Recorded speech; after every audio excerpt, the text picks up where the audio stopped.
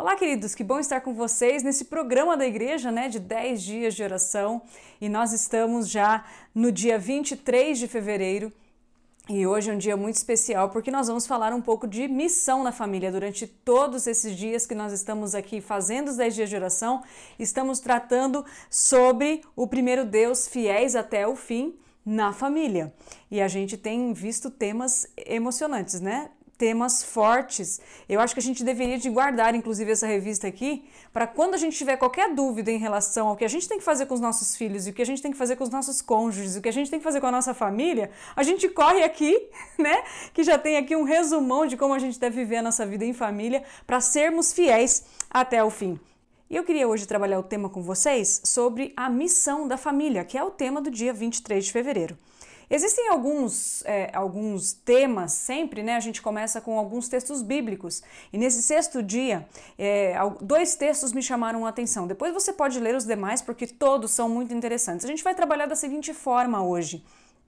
Eu vou ler alguns textos e comentar, mas textos mais específicos, textos que estão aqui no dia 23, mas eu não vou ler todos, porque senão não dá tempo, Mas eu aconselho você a parar com a sua família ou você individualmente e ler todo esse texto, porque é muito interessante. Cada texto aqui, olha, é uma facada de ouro no nosso coração, E eu queria começar lendo o texto de Romanos 10, 14 e 15, que diz o seguinte: Como, porém, invocarão aquele em quem não creram?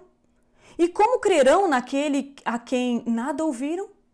E como ouvirão, se não há quem pregue? Como pregarão, se não forem enviados?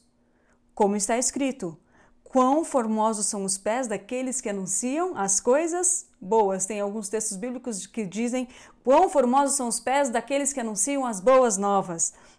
E tem um outro texto também, que eu não vou ler todo ele, vou ler só no finalzinho, mas é Marcos 5, 18 a 20, que está aí na sua meditação, aí no seu livrinho, na sua apostila, mas eu vou ler só a última parte, que diz assim: vá para a sua casa, para os seus parentes, e conte-lhes tudo o que o Senhor fez por você, e como teve compaixão de você. Então ele foi e começou a proclamar em Decápolis tudo que Jesus tinha feito, e todos se admiravam muito. Isso foi naquele caso, daquele endemoniado que Jesus expulsou os demônios dele, e ele queria voltar com Jesus, ele não queria ficar lá naquele lugar, mas ele queria voltar com Jesus, e Jesus disse: não volte, vá lá para sua cidade e conte para os seus amigos, conte para os seus parentes, conte para todo mundo que Jesus fez por você.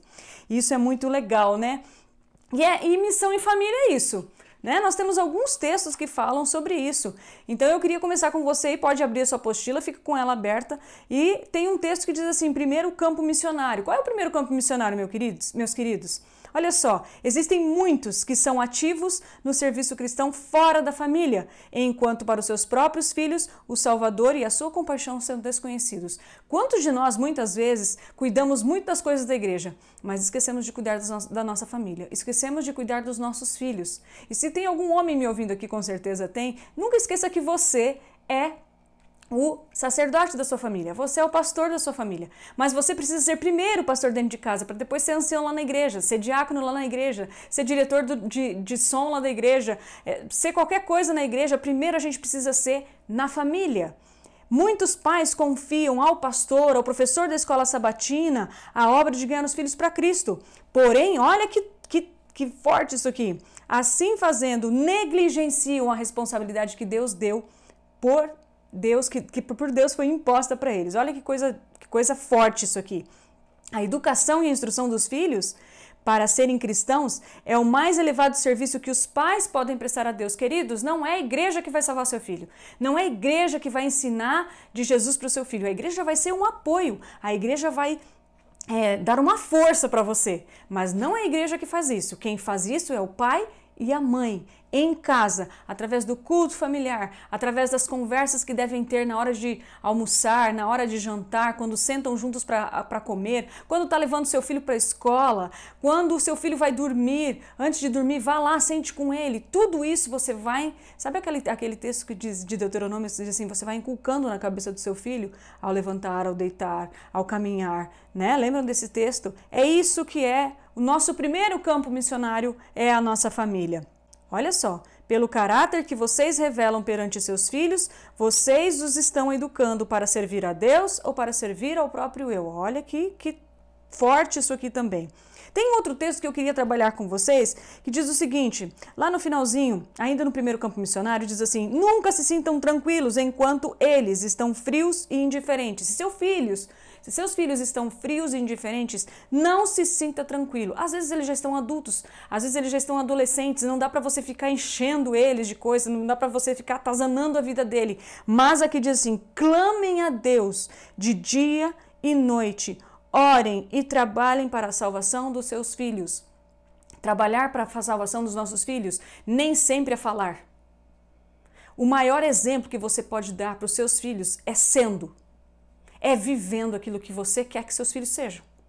Se você quer que seu filho leia a Bíblia, e mesmo que você leia a sua Bíblia de madrugada e o seu filho ainda está dormindo, faça questão de vez em quando, questão de acordar um pouco mais tarde, para mostrar para o seu filho que você está lendo a Bíblia. Seu filho já te viu orar? Como é que você trata seu filho quando ele faz alguma coisa errada? É com rancor, é com ódio, paciência? Porque tudo isso mostra Deus na vida do seu filho. Se você tem filhos pequenos e filhos adolescentes, eu queria alertar você de uma coisa. Os nossos filhos, principalmente crianças e adolescentes, eles são concretos. Você sabe o que é ser concreto? Eles precisam ver as coisas. Só que eles não conseguem enxergar Deus. Deus é invisível para todos nós. Mas eles conseguem enxergar Deus na sua vida, pai e mãe. Aquilo que você faz, do modo como você lida com as coisas. E se você erra, e se você de repente aprendeu, inclusive, na sua família, não ter muita paciência e tudo mais, e você ainda está lutando com isso, peça perdão para o seu filho. Quantas vezes você já pediu perdão por alguma coisa errada que você fez para ele? Então, queridos, nós precisamos prestar muita atenção nessas questões. Olha só. Todos têm uma obra a fazer. Olha que interessante, todos são igualmente chamados como missionários para Deus. Pai, mãe, filho, irmão de igreja, avô, gente mais velha, gente mais nova. E todos devem obter uma educação que os ajude a permanecer ao lado de Cristo em abnegado serviço. Todas as manhãs e tardes, prestem atenção aqui, meus queridos, todas as manhãs e tardes devemos apresentar nossos filhos a Deus como sua herança remida com sangue, ensinando-lhes que seu principal dever e princípio é amar e servir a Deus. Uma família que não faz culto pela manhã antes de sair de casa, não coloca a vida da família, um pai e uma mãe que não dedicam seus filhos a Deus todas as manhãs para que Deus cuide deles, você quer que Deus esteja com você? Mas você vai sentir a presença dele, você nem pede, não é? E aqui diz assim, às tardes também. Então, antes de dormir, antes de irem descansar, por que não reunir os filhos novamente e colocar os agradecimentos a Deus pelo dia? Colocar para Deus também as dificuldades que enfrentaram durante o dia. Então, tudo isso nós precisamos parar para pensar. Bom, tem um outro texto aqui, tem uma outra parte da nossa revista que diz assim, onde se preparam os missionários? Onde vocês acham que se preparam os missionários? Vocês acham que missionário se prepara na igreja? Você acha que missionário se prepara só quando seu filho vai um ano em missão? Você acha que um missionário você prepara quando seu filho faz o Caleb? Não. Você prepara missionários em casa. E olha só o que está escrito aqui. É nos lares cristãos que os missionários do mestre se preparam para a melhor obra, para fazer a melhor obra lá fora. Nossos lares devem ser postos em ordem e diligentes esforços precisam ser aplicados para interessar todos os membros da família no empreendimento missionário. Eu vou contar aqui rapidinho, não sei se vai dar tempo, acho que vai. Na minha casa, sempre assim, a gente ouviu de algumas pessoas assim, nossa, onde que, né, vamos para o exterior, vamos para onde, vamos não sei aonde. E uma coisa eu coloquei no meu coração e meu esposo também colocou no seu coração e nós colocamos no coração da nossa filha. Antes de visitar países, só por visitar, para conhecer coisas bonitas, conhecer lugares diferentes e tal, a gente falou assim, a gente vai fazer um esforço para levar nossa filha para a obra missionária. E em 2017, pela primeira vez, nós fomos para o campo missionário, no Líbano. E foi uma bênção para a nossa família. Foi uma bênção para a nossa filha poder estar em contato com pessoas que não conhecem a Jesus, mas que estão carentes de conhecer a Jesus. Agora em 2019, né, antes da pandemia, nós tivemos também a oportunidade de fazer de levar nossa filha para um país aqui mais perto. A gente foi para o Paraguai fazer uma missão também. E nessa missão também, que coisa maravilhosa nós podemos ver o Espírito Santo trabalhando no coração dela, no nosso também. Isso nós precisamos colocar. Mas eu não preciso fazer missão fora do país. Eu também posso fazer missão dentro do meu país, dentro do meu bairro, com os meus vizinhos. A gente pode fazer missão e ensinar os nossos filhos a serem missionários dessa forma, mostrando Jesus no viver deles, não é mesmo? Olha só, uma outra coisa, uma poderosa influência no lar. Muito mais poderosa do que qualquer sermão pregado é a influência de um verdadeiro lar no coração e na vida. Isso aí a gente comentou um pouquinho. Se abrirmos o coração e o lar aos divinos princípios da vida, poderemos ser condutos que levem correntes de forças vivificantes. De nosso lar fluirão rios de vida e de saúde, de beleza e de fecundidade, numa época como esta, em que tudo é desolação e esterilidade. Olha que coisa linda, isso está no livro Ciência Bom Viver, na página 355. E para a gente ir encerrando aqui já, né? Aqui tem um textozinho que eu gostaria de ler para vocês. A maior prova em favor do cristianismo. Qual é a maior prova? A maior prova do poder do cristianismo que se pode apresentar ao mundo é uma família bem ordenada, bem disciplinada. Chego a me arrepiar quando eu leio isso. Está ali no Lar Adventista, página 25.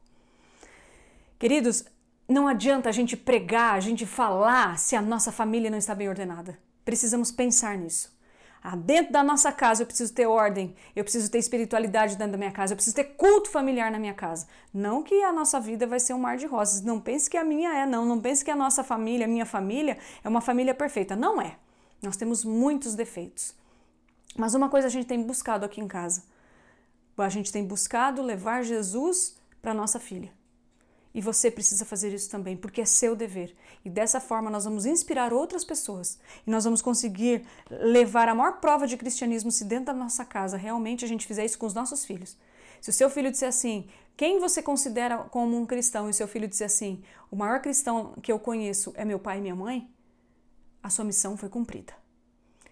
E a última parte que eu tenho para dizer para vocês é a responsabilidade para com os vizinhos. Olha só que interessante. Sim, poderão distribuir nossas publicações, realizar na sua casa conferências, fazer amigos junto aos vizinhos, convidá-los para frequentar a sua casa, estudar a Bíblia com eles, chamá-los para um jantar. Quando a gente faz isso, a gente está agregando. A gente tem responsabilidade para com as pessoas, a gente não precisa só para os campos missionários distantes, a gente pode evangelizar os nossos vizinhos. Devemos sentir que é nosso dever trabalhar especialmente com os que são da nossa vizinhança. Pensa na melhor maneira de ir em socorro daqueles que às vezes não têm nenhum interesse religioso. Agora, às vezes a gente fica pensando em como evangelizar os nossos vizinhos, e eu fico pensando que talvez o maior evangelismo, além de você chamá-los para sua casa, convidá-los, conversar com eles na rua, bater um papo, levar um pão, levar um bolo, né? Tudo isso ajuda, mas a maior influência é o que eles veem na sua casa. Muitos vizinhos escutam o que está acontecendo na sua casa. Existem gritos na sua casa? Existem rancor na sua casa? Existe prato quebrando de raiva na sua casa? Comece a pensar nisso. Nós somos influência em qualquer lugar onde estivermos. E precisamos que Deus nos ajude a melhorarmos se existe algum ponto que precisamos melhorar.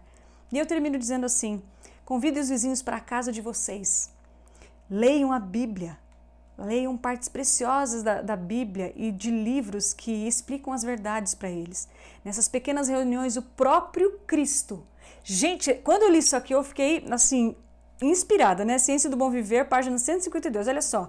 Nessas pequenas reuniões em que você chama os seus vizinhos para sua casa, o próprio Cristo estará presente, segundo ele mesmo prometeu, e os corações serão tocados por sua graça.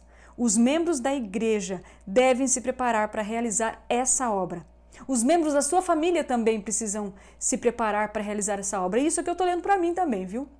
Porque eu preciso melhorar muito nisso. Ela é exatamente tão essencial para salvar as pessoas que estão em trevas nos países estrangeiros. Assim como as pessoas estão em trevas nos países estrangeiros, existem vizinhos seus que também estão em trevas e precisam que você e sua família mostrem Jesus para eles. Então, nossa primeira missão é em casa, nossa segunda missão são com os nossos vizinhos e nossa terceira missão é levar Jesus para todas as pessoas que estão ao nosso redor. Que Deus possa te abençoar. E eu queria que você fechasse seus olhos para orarmos juntos. Vamos orar? Querido Deus, acabamos de ter esse estudo tão especial sobre a missão que temos em família. E nós gostaríamos de pedir, Senhor, que o Senhor abençoasse a família de cada pessoa que está nos assistindo nesse momento. Que o Teu Santo Espírito seja derramado sobre essa família. Que as dificuldades que eles estão tendo possam ser, Senhor, sanadas. Que eles possam sentir a presença do Teu Santo Espírito, mudar aquilo que precisa ser mudado. Senhor, dê força para essa família, dê força para a minha família também. E que possamos assim, Senhor, representar muito bem ao Deus em quem cremos. O Deus de amor, o Deus de paz, o Deus de paciência, o Deus de carinho, o Deus que tudo pode. Então, Senhor, entregamos todos nós agora em Tuas mãos. Continuas conosco durante o restante desses 10 dias que estamos fazendo, já estamos no 6º dia, mas que o restante dessa semana ainda possa ser muito abençoada para cada um de nós. É o que eu te peço em nome de Jesus. Amém.